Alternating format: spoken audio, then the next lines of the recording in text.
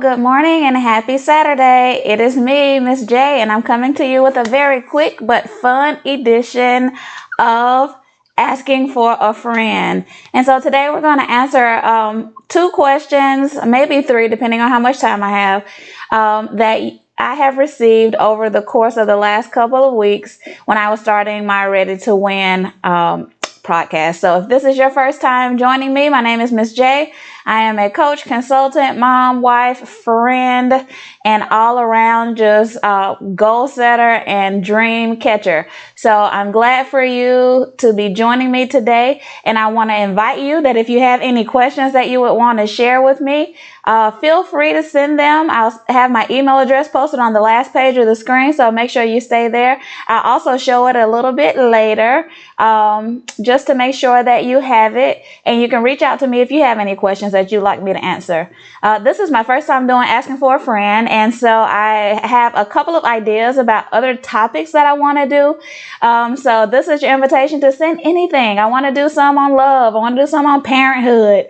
All of those things, friendship, all of those things. So you can help me out by go ahead and sending me some questions, and then I'll have the ability to get it done. Sorry, my voice is a little off. I've been talking to my kids all morning, so I don't know why I still have this morning thing going on. But of course, it's Saturday morning, 9:30, bright and early. I hope that you have your coffee or your tea. I am monitoring YouTube chat, so if you have any questions, feel free to reach out to me, comments, etc.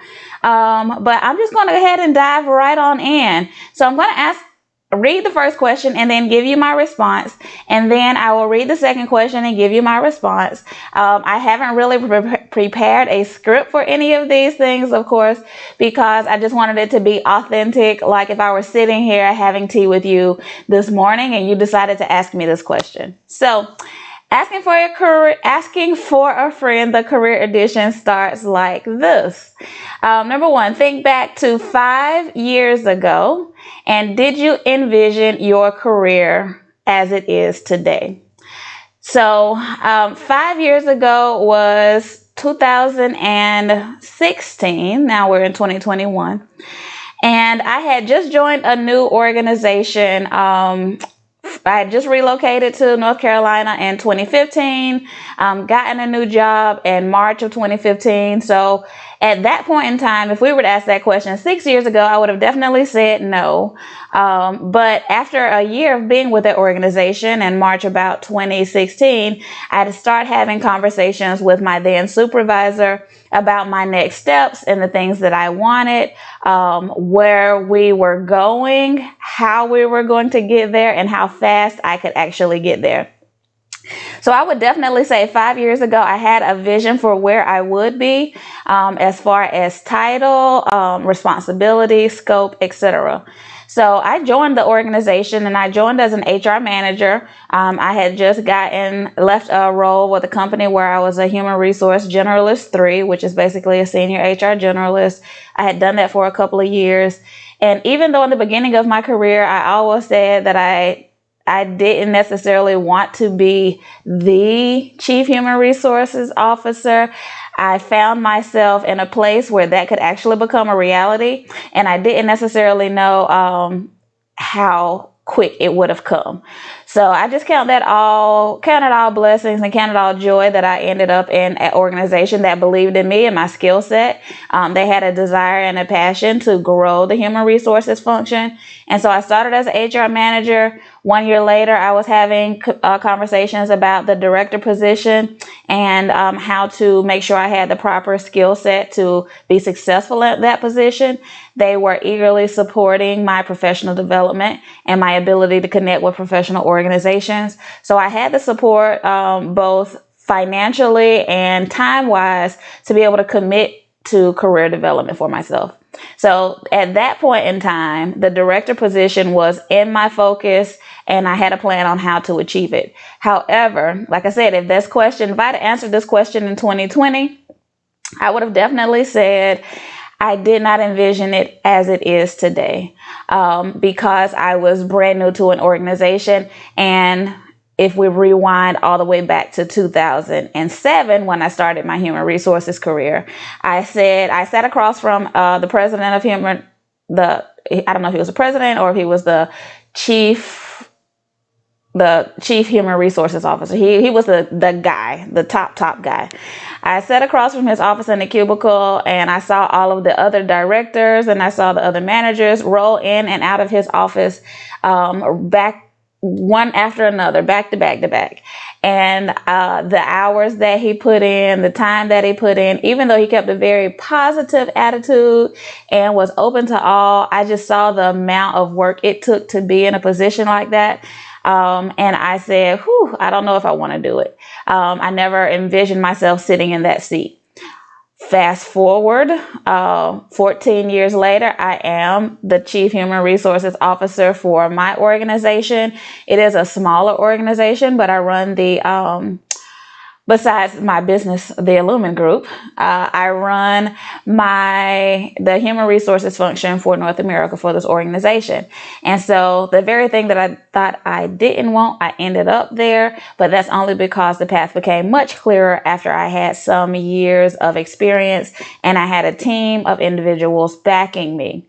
So I guess my takeaways from this is, number one, it is very beneficial to you to understand if your supervisor has your development in their scope and in their sight. Do they have plans for you, or are there plans for you to sit there, do a good job, keep your head down, and not raise too much fuss? Number two, to join an organization that has professional development and internal growth opportunities that you have on your career plan. And with my clients, I do some career mapping and we talk about different ways to get to their final end goal. And so you need to make sure that the organizations that you are attaching yourself to and committing your time, effort, and energy to will be able to assist you in getting to the goal. And the people that I work with when I coach, it's not about finding a job. It's about finding a career. And it's also about making sure you understand that everything is for a reason. Every job is for a reason. Every organization is for a reason. And to put some strategy behind that so that you can end up in the place that you want to end up as quickly as possible and with all of the benefits that you desire in this time frame. So that is my answer. I would encourage you to always be having a plan, a future focused plan about what's next. I find it very interesting, and I'm going to say irresponsible because that's the word that's popping into my mind right now. For you to stay in one position for 10 years, 15 years, 20 years without having that as your final goal. So if you are in a career growth opportunity, and as your career grows, your financial opportunities grow, your benefit opportunities grow, I would definitely encourage you to think about what's next, and not necessarily because you have to do it now, but because you should be moving. If you're not growing, you're dying. And so I don't want you to die on the vine of an organization that isn't going to help you flourish, bloom, and get to where you want to be so that you can have satisfaction in your career. Alrighty. The second question that I have today is, how did you learn to embrace risk taking? And I found that question to be very interesting because I find I am a risk taker today, but I think it's more of a measured risk. But in the beginning, a couple of years back in my career, my risk taking was motivated by my desire to grow. I guess you would say it was all motivated by ambition.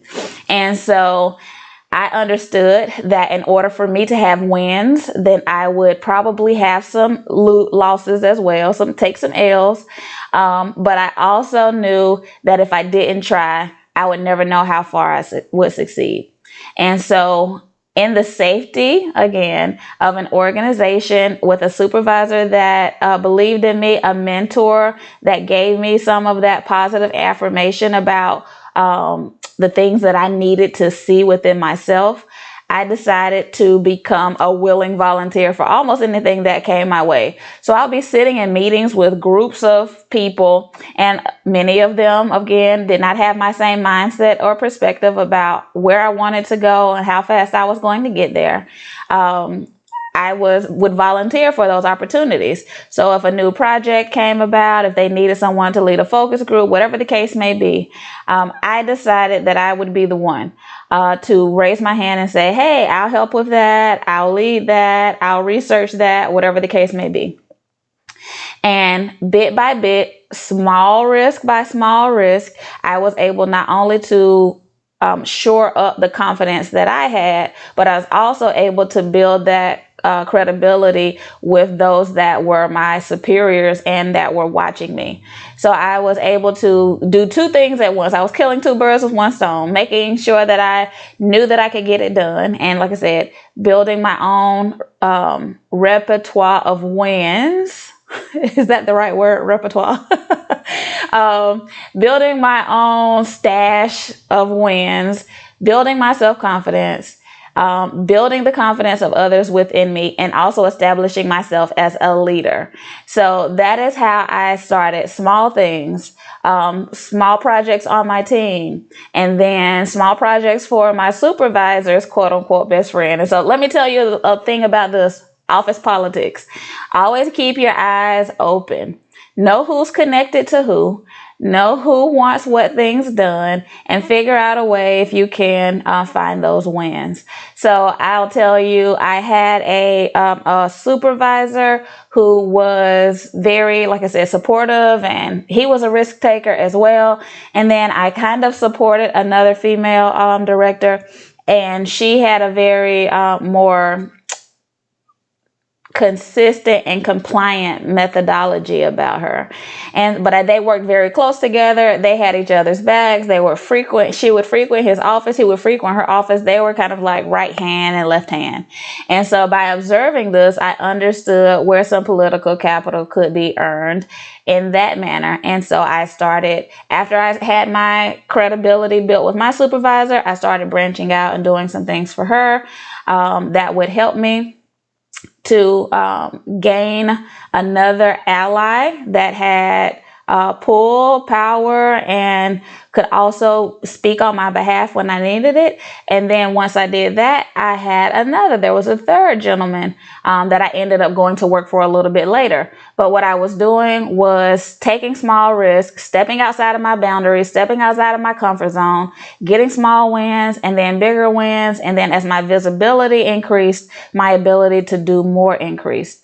So I would just encourage you to take the first step. It doesn't have to be huge things. And even if it's in your personal life, there might be things that you're uncomfortable with, but you are interested in, you're itching to try. Just take a small risk. Eat something new. Go somewhere that you haven't been before. Do something different. And once you get the satisfaction and the understanding of, oh, I did it. It kind of expanded me a little bit. I'm still alive. I didn't die. Then you start to put that into other areas of your life. So I would just say, stand up, volunteer, raise your hand, do it on the small things, and then you'll be able to do it on the bigger things. So I am going to answer a third question, since I feel like I went through that fairly quickly and we're moving. There's another question that asks, which leadership skills are the most difficult to develop? And I think that there are two that I want to talk about. The first one I would say is resilience. And the resilience is the ability to overcome basically your pitfalls. When you fall down, you get back up. Resilience is considered the bounce back. Do you bounce back? If you trip and fall, do you lay on the sidewalk, sprawled out, screaming, asking for help, or fall into the sidewalk and then just lay there like no one actually saw you? Or do you trip, stumble, fall, get back up, and keep it pushing? And so resilience, if you think about it in that manner, in order for you to understand what resilience is, you have to actually take some of those tumbles. And many people are so focused on winning that they don't understand the lesson that they get out of failing and out of coming up short. Maybe it wasn't a huge gap of failure. Maybe it was just a little bit. You missed the mark a little bit. But if you take those lessons learned, if you review, do some self-reflection and review what went wrong and how you could have done something differently, then you understand how to apply that bounce back to other areas. So instead of staying stuck, you get up. The reason why it's hard for leaders to figure this out is because they don't want failure attached to their name. They want it to be one and done, out. No one talk about it. Let's move on. They try to keep it a secret. But when you share your failures, you can also share your lessons. And when you understand those lessons, you understand how to operate on the next go around. So resilience is there's a particular type of personality that can handle that. And many A-types are more motivated to, here's my win. They want to wave the flag. Look what I did. I'm fantastic. I'm great. Not that I fall, but I get back up again. The other leadership trait that I think is very difficult to develop is the one around holding people accountable, and that is kind of paired a little bit with delegation or empowerment. So many managers get promoted, or many people get promoted to levels because of their ability to accomplish a certain task. If my job is to close the books every month and I do it efficiently and I do it perfectly month after month, year after year, then folks consider me an expert at my job. And then those experts get promoted into leadership roles, supervisor, team lead, whatever the case may be, where they have the ability to influence and impact others' work and others, employment conditions. So at that point in time, you've just promoted an expert. However, you haven't necessarily given them the tools to succeed. And that is, if you have a team that you're trying to accomplish work through, you have to empower them to be able to do their job by making sure that they have the tools. And then you also have to be able to hold them accountable to the standard that is there. And holding folks accountable feels difficult for a lot of folks because, number one, they haven't communicated the standard or the expectation. They don't necessarily know how to have the conversation, know how to lead in that area where the communication flows back and forth. And then they don't understand how to have a difficult conversation when someone has fallen a little bit short or is not meeting those expectations. So accountability is lacking in many areas because all of the supporting structures needed to have an accountable workplace or an accountable team is falling down. It's like the stool that doesn't have enough legs. If accountability is the seat top, but you need communication, you need expectations, you need the ability to have a difficult conversation, and you need maybe written procedures. Some of those legs are a little bit too short. They don't sit evenly or flush on the ground. So the accountability seat is a little wobbly. And that affects the team and the team's ability to level up and go to the next level because those conversations and that accountability is lacking due to a lack of leadership preparation.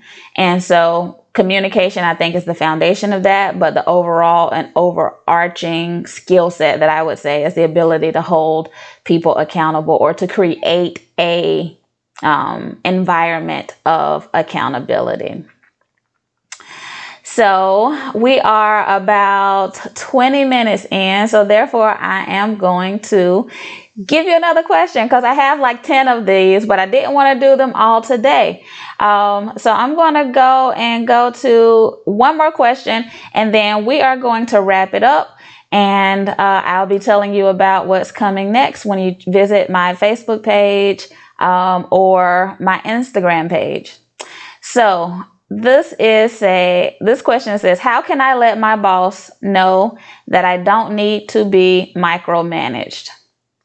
All right. So I love this question because this question is about managing up. And so even though you aren't a manager, quote unquote, of people. You are a manager of tasks, of responsibilities and duties. And so in order to communicate that you don't need to be micromanaged, the best way to do that is by showing up every day and making sure that you are leading in that area of responsibility. So let your manager know, either through communication, written or verbal, or updates, whatever the request is, and say, hey, this is my responsibility for the week. These are the things that I have 100% under control. These are the things I might need assistance with, or the obstacles that I need your assistance on removing. And then provide a report out. Or if you have KPIs, make sure you're reporting on your KPIs. You just have to act consistently. And then also you have to understand when to seek help and guidance. So sometimes managers will start to micromanage those that they feel don't have the proper understanding of financial. So they want to make sure that, okay, I know that you know how to do A and B. I'll let you do A and B, but I want to make sure it's right. Or then I want to make sure that you know how to do C. And they're going to check in on every milestone, etc. So in order for you to show that you don't need micromanagement, you lead that conversation. You say, hey, Miss Deborah, today I'm going to accomplish X, Y, Z, and then I'll let you know when I have that done and I have the ability to do some additional things. So it's about communication. It's about being accurate in those and accomplishing those goals so that whatever you are turning in, completing is as accurate as possible. Now, we're all going to make mistakes, but your frequency of error is also going to communicate your need for additional supervision. So make sure that your error rates are down, but your completion rates are up, and that when you have additional time, you're not just looking around, playing solitaire or Minecraft, but you're also taking the advantage and opportunity to get some additional tasks. So I would say, instead of saying, doing, and action is probably the best way to communicate that you don't need to be micromanaged, and making sure you're accomplishing things to the best of your ability. So that is this morning's edition of Asking for a Friend /career or #career or whatever that thing is. Again, my name is Miss J. I want to appreciate you and show you my gratitude for watching the channel. Please give me a thumbs up, like, share, and even better, subscribe so you can get notifications of my videos. I'm usually live or sharing new content on Saturday mornings. So I look forward to seeing you soon. Have a fantastic, fantastic weekend. Take care. Bye-bye.